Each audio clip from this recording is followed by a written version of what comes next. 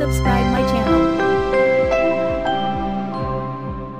সোণাঝুৰিৰ কথকতা ফুলজুৰি নৈৰ পাৰৰ এইখন একালৰ আপোনাৰে বা আপোনাৰ পূৰ্বপুৰুষৰ গাঁও সোণাঝুৰি।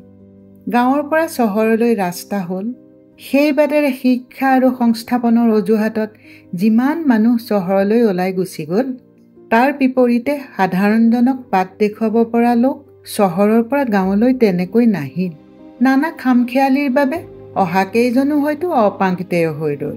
গাঁওবোৰ পুৰণি হৈও নাথাকিল, নতুনো হ'ব নোৱাৰিলে। গাঁৱৰ প্ৰাণ শক্তি টুটি আহিল।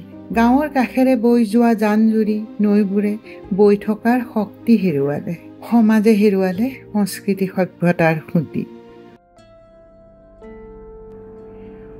20 শতিকাৰ 60ৰ দশকৰ কাহিলী পোৱা এঙামুৰি এটা দি উঠা সোণাঝুৰি গাঁৱে পিছৰ 20টা বছৰত উজনি ভটিয়নি দুয়ো ধৰণৰ সোঁততে মৰা জীৱন নামৰ বুঠাৰ চপ চপ শব্দৰ অনুধ্বনি। এয়া আপুনি হাতত তুলি লোৱা সোণাঝুৰিৰ কথকতা।